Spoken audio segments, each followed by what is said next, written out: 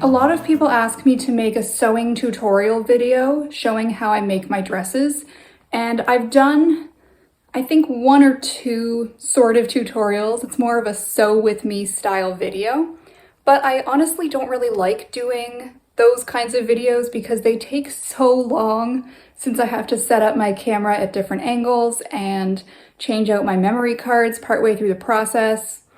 So I don't really like doing it, but I thought I would still try to show you kind of the steps that I take to make the most common style of dress that I wear. This is the style of dress that I wear most often. It's sleeveless. It has a bodice and a skirt. This one has pockets, but I don't usually do pockets. And it has some ties at the waist so that I can make it fit looser or more snug depending on how I'm feeling. And it's not full length, it's about a little bit above ankle length, I believe. And I know it looks crooked because that's just the pattern. I didn't bother lining it up because that's not really a big deal for me. So I'm going to attempt to show you the steps I take to make this type of dress. This is just a photo showing what that brown plaid dress looks like, the one that I'll be using as my pattern. It's a pretty loose fitting dress on purpose, but because of the waist ties, I can make it a little bit more fitted if I want. And I just really like that style. It's nice for all weather and all seasons, and I like being able to wear a long sleeve top under it. This is the fabric that I'm using. It's actually a thrifted bed sheet. And yes, it's wrinkled. Yes, you should iron your fabric before cutting it out, but honestly, I'm not going to bother. It has a stain on it right there, so I've circled that with my tailor's chalk just to make sure I don't accidentally cut out a piece of the pattern with that right in the middle. I like to just double my fabric over so that I only have to cut once, but I get two of everything. Since I'm making this dress again, I'm just going to trace it. But if you are making this type of dress for the first time, you can take some different measurements to figure out how big you should make it. Or you can use a garment you have already that fits nicely and trace that. Keep in mind, if you have something that's stretchy and you're tracing that, you need to add lots of extra seam allowance if you are using non-stretchy fabric. My orange fabric is cotton. So is my dress that I'm tracing. They both do not stretch. And I know this width of skirt is suitable for me because it gives me lots of room to take wide strides. So what I've done is laid it out. A tip that I like to do is not to line up my fabric with my folded seam. I like to do it more on the end where it's been folded over like that. This is just because this gives me more space over here. If I unfold the fabric, I can make a sleeve out of that, or pockets, or belt, or really anything. Now I've marked the width, and as you can see by the blue line, it's not quite against the fabric. That's because there's a seam allowance. So if I were to just trace this dress as it is, it wouldn't give me enough room once I sew the pieces together. I generally do about 2 fingers as my seam allowance. That's just what works for me. And I've marked where I'm going to have the waist. Now when I take this dress off the fabric, I'll just connect that line and I will cut across here, down there, and on this side. I just chose to use this as the bottom for my hem, but as you can see, it's very wrinkled, so I will be ironing that after I cut everything out and making sure everything lines up perfectly. Now it's time to cut out the bodice, so I have moved the dress up onto a fresh piece of fabric, keeping in mind my stained area there. And like the skirt, I need to include seam allowance. So again, I like to do about 2 fingers of extra seam allowance for the sides. And since I like to make my dresses sleeveless, I just draw the sleeveless shape, again keeping in mind seam allowance, because I fold this over onto itself for the seam allowance to finish it off nicely. And again, seam allowance across the top because these two pieces are sewn together. Same with the neckline, it's folded over, and I just do it on both sides, marking where I want the bodice to end. Now, this might not look even, and it usually isn't when I do it this way, but that's okay because I will cut it out and then fold it in on itself in half like this and line it up and make sure everything is where it needs to be and that it is perfectly symmetrical. Now, if you are making this from scratch, you don't have any dresses that are sleeveless, you can still use another garment as long as it is a bit looser, because again, if you are using a stretchy garment as your template onto non-stretchy fabric, it will not fit unless you add extra space. Let me show you what I mean. This is a t-shirt that is stretchy, but it's large on me. It's a little bit bigger than I typically wear, so I'm going to use this as my template. I'm still going to add extra seam allowance just to be safe. It has a sleeve, but I want to make this dress sleeveless. So I've laid out my t-shirt and making sure it's nice and flat and even.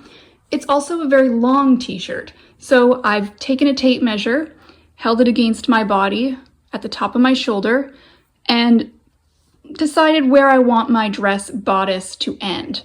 And I've marked that on the t-shirt with a little pin. Let me switch hands so I can use my dominant hand. So I'm going to mark that here. And this is just for demonstration. I'm not actually going to be cutting out using this t-shirt because I already have my other template over there. So if you see this stain is in my cutting area, that's okay because this is just for demonstration. So since I want it to be sleeveless, I have tucked the sleeve into itself to kind of give me a rough idea of the shape that I want. So again, making sure there's a little bit of space for seam allowance, we can just trace that all the way up. And now this is a pretty big shoulder seam because this shirt fits large on me, but I'm still going to trace it that width anyways. And if I don't like how it looks when I try it on before finishing everything, I can just cut out a little bit from my pattern piece like this. But it's always better to have more than you think you're going to need. And then just continue tracing it around this neckline and all the way around. I have cut my bodice out and I folded it in half. And it definitely does not line up perfectly, but that's okay because I'm going to just trim the part that is not lining up and then it will be even. Now I can open it up and have two perfectly even front and back pieces for my bodice. You may be noticing that the neckline is exactly the same on both, but I do want the front neckline to be a little bit lower than the back. And yes, it's still not ironed, but I really suggest you iron all your fabrics before you use them. Just makes it easier to cut things. So I'm going to take one panel away, set that aside, and then I'm going to fold this one in half for my front piece of the bodice and trace out where I want my neckline to be. Now, if you have no idea where you want your neckline to be, and you are afraid of making it too low, this is where you can take another shirt that you own that has a neckline that you like and trace that one. I'm just going to freehand it because I kind of know what I like, and I'm okay with this being a little bit lower than I would normally wear on a dress because I will always be wearing something underneath of it. This is where I'm going to cut my neckline. Remember to cut it a little bit higher than you want because once we cut this, to prevent this raw edge from fraying, we're going to fold it down twice. So keep that in mind when you're cutting. Here's what that looks like all cut out. I think I'm going to do pockets for this dress, so I've drawn out a rough template, again making it much bigger than I think I want. I realize it is not symmetrical. These lines are not even, but I will make it even once I cut it out. I just freehand drew this template, but if you don't know what you'd like your pocket to look like, there are lots of templates on the internet for free that you can download. Or you can practice by just drawing on a piece of paper or cardboard until you get a shape that you like, and then transferring that to your fabric to use as your template. I have double folded my fabric so that I only have to cut this out once. My 2 pocket pieces are cut out. This is just showing what all the raw edges on the bodice look like once they've been folded over twice and pinned in place. I do this around the front neckline, the back neckline, and the armholes. Of course, there's a lot of different ways to finish off the raw edges. I personally like doing it this way instead of using something called bias tape. I just don't like the look or the function of bias tape. I have both the front and the back bodice pieces hemmed around the neckline and the sleeve area. So now what I'm going to do is turn these face to face, meaning the right sides are together. So the right side is the part of the garment that faces out, and the wrong side is the part that faces against your body. So I'm going to turn these right sides together and then sew them across at the shoulders. You can see here what I mean by right sides together. And I'm just going to make sure those are lined up and then sew across there, across both shoulders. I'm trying to show the skirt piece of my dress, which I have sewn across both side seams. I put them right sides together, sewed along the side seams, and then turned it technically inside out, but right side out. So this is how I will be wearing it, and the seams are already sewn. Since I'm using a bed sheet and I decided to use the natural hem of the sheet, I don't need to do any hemming for the bottom part, but if I was going to be doing hemming, I would do that now. I have also sewn the bodice pieces together at the shoulders and also the side seams. I'm going to try to explain this next part as best I can. Hopefully it makes sense, because I kind of struggle to explain it because I just know how to do it, and that can be tricky sometimes.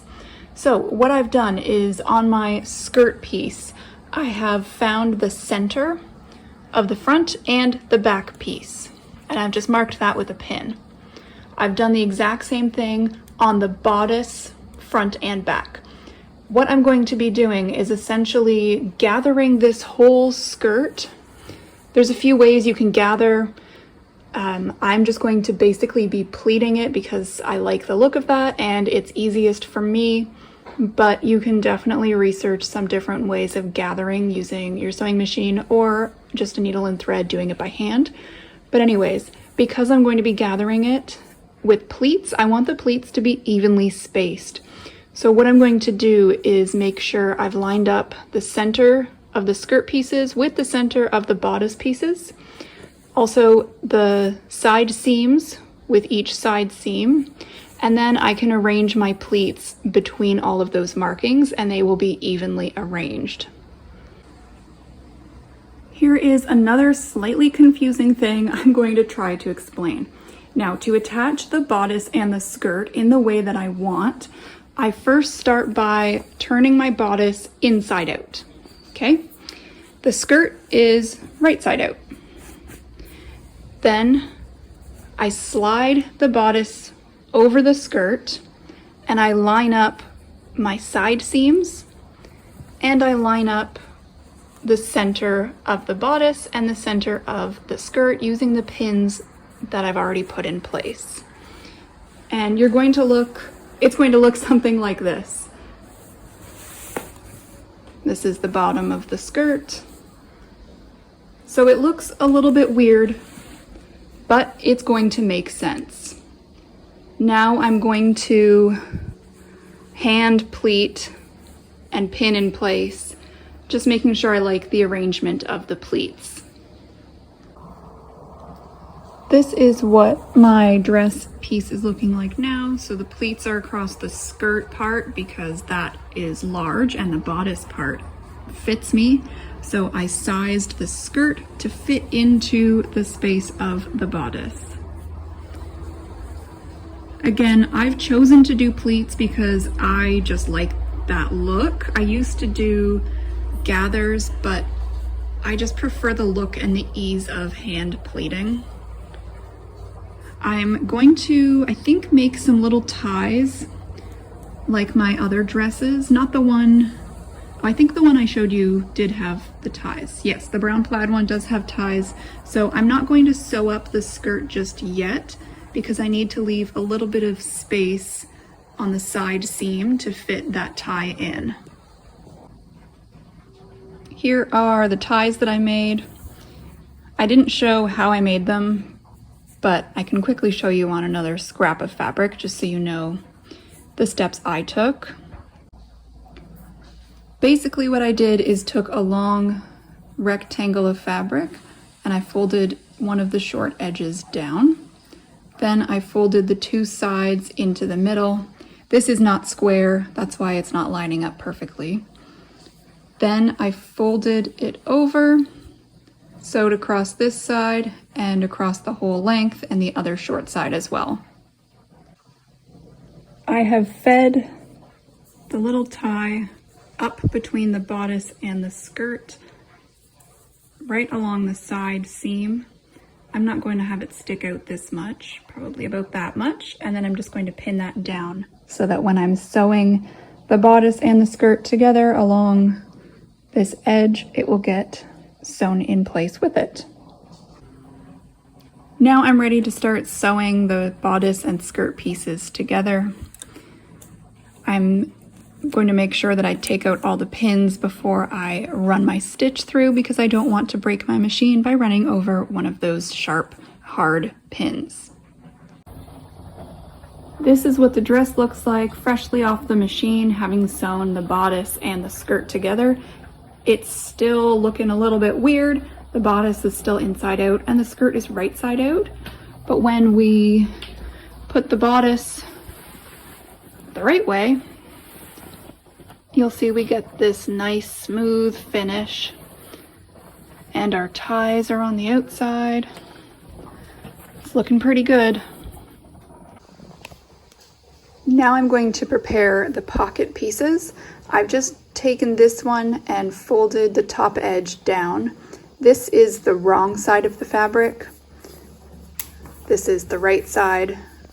So when it's on the dress, you won't see that little folded over edge. But if you wanted that folded over edge to be visible, that's fine too. It's just a preference.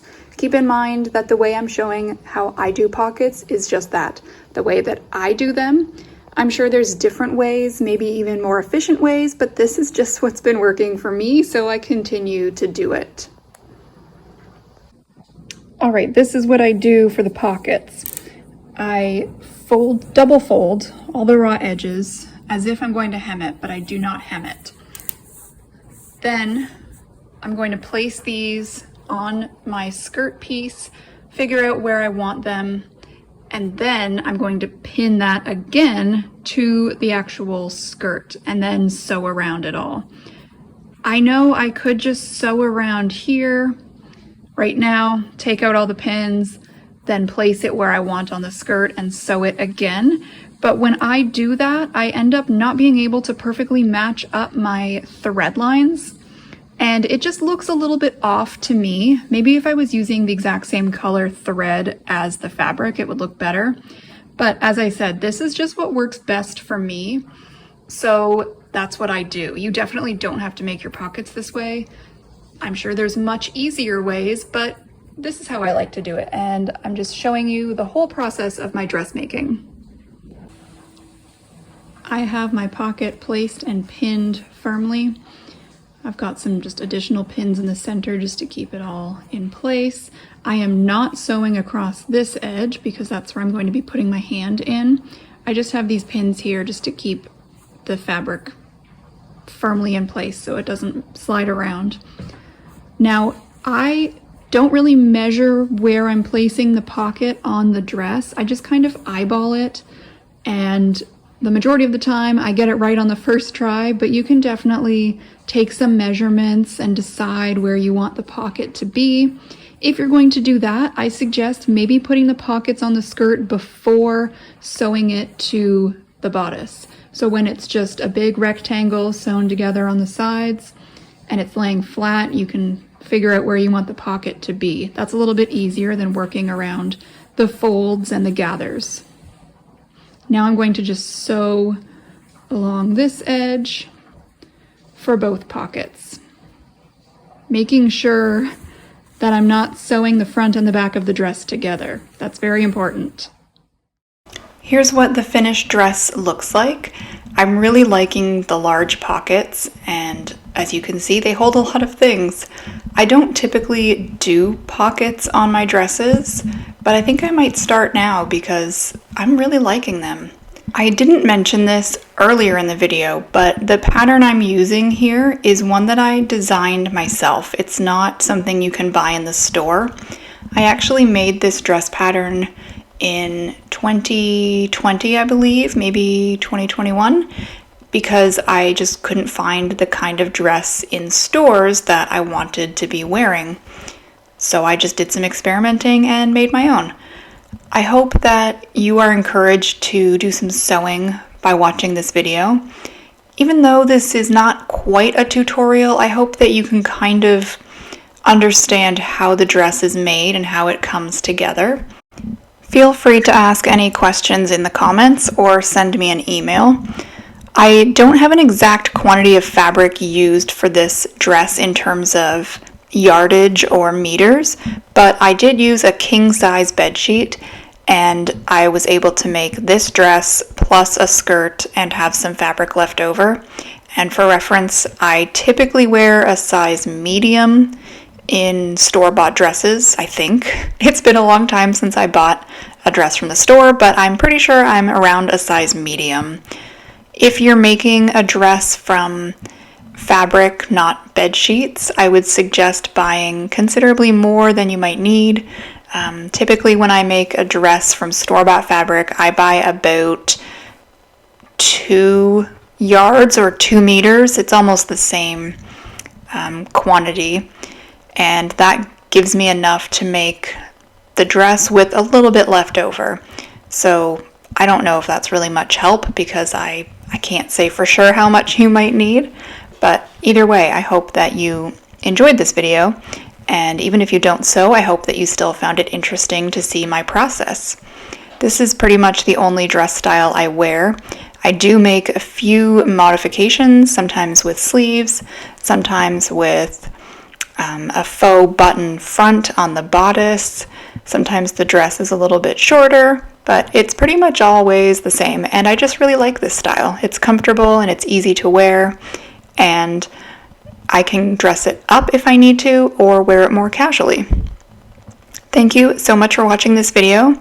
If you have not already, I hope you consider subscribing and feel free to take a look at some of the other videos here on my channel.